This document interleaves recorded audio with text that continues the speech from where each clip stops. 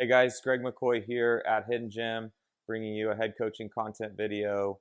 So the last time that we did one of these videos, we talked about the training year and how the Hidden Gym team divides up an entire year worth of training. And we were specifically talking about physique athletes and how you move from an off season to a preseason to in season, and then coming off the season to kind of a postseason and back to off season again. If you have not watched that video, I recommend starting there. That's, we're looking at starting with pretty much the widest view you would take, which is 1 year. We're not going to program much outside of that, but we will consider what an athlete is doing for the next 1 year. And then now we're going to tighten the lens a little bit, and we're going to look at the 12-week training block. So we've standardized our programs here at Hidden Gym. We do 12-week training programs, and we divide those training programs into 3 4-week phases. So if you look at, this is an illustration of a 12-week block. So we've got 12 weeks in time here. And then we've got phase 1, phase 2, and phase 3. These are all 4-week phases. So we divide your 12 weeks into 4 weeks at a time. Why 12 weeks? So 12 weeks is enough time that you allow for adaptations to take place, and you're going to actually see some pretty substantial changes, whether that's in appearance or strength and performance. You get much shorter than that, and there's really not a drastic change. There's just not enough time to make a big change. With fat loss, you can see changes more rapidly, but when we're looking at training specifically, there's really, you don't want to get much shorter than 12 weeks. And so that's why we look at that. From 12-week block to 12-week block, you want to kind of assess goals. So that's why we're at 12 weeks. And one important thing that I wanted to communicate in this video is that the more advanced that you are, the less your program actually needs to change. And that sounds kind of reverse logic to what most people think. They think like the more advanced the program, there's going to be all these intricacies. It's actually the opposite. The more advanced you become, the harder it becomes to create that adaptation. So you have to work harder to beat something that you've already done.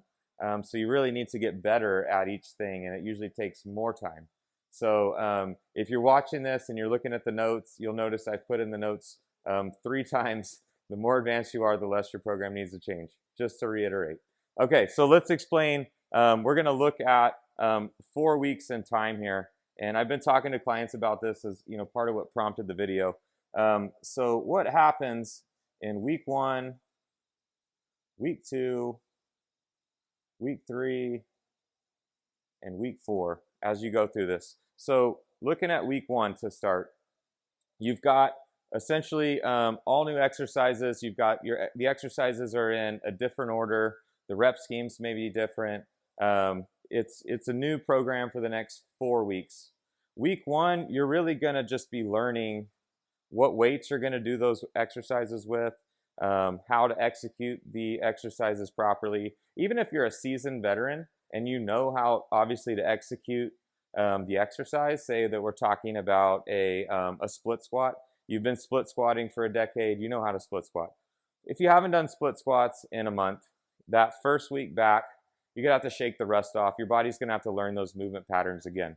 So during week 1, this is really a lot of learning going on with your body and those motor patterns. And again, you're trying to learn, okay, if I've got 10 prescribed reps, what weight do I need to do that at to push myself, okay? So week 1 is really just a learning week.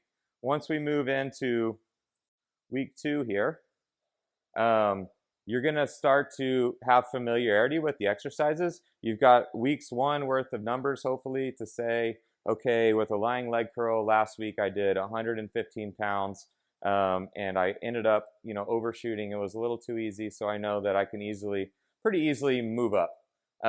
What we tend to see happen from week 1 to 2 also is that you're going to experience usually an increase in weight, but that's not necessarily meaning you got stronger yet.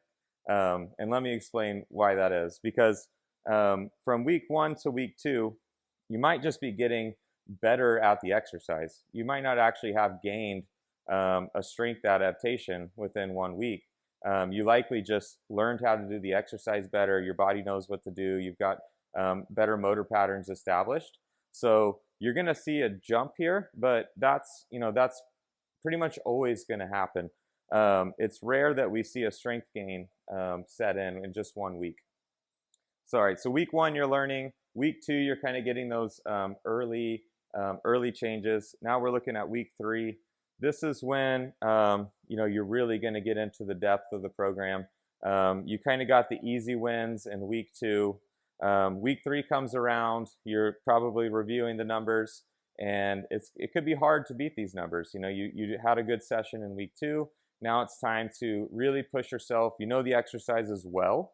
You know the weights that you're going to be using, and you're really going to push yourself to do it. So week 3 is an important week. This should be like one of the best training weeks of the whole 4 weeks. And you're pretty fresh still. Sometimes we're going to talk about week 4 here next, but sometimes, you've done an exercise 4 weeks in a row. Sometimes you can start to get banged up, depending on the intensities that you're using. So honestly, week 3 can sometimes be the best week of the whole thing. And then lastly, week 4, this is really when you go to do battle with kind of your numbers from that 4 weeks. This should be, in theory, the culmination of those 4 weeks. You've had time for your body to adapt, to actually get stronger, to get better at performing the movements.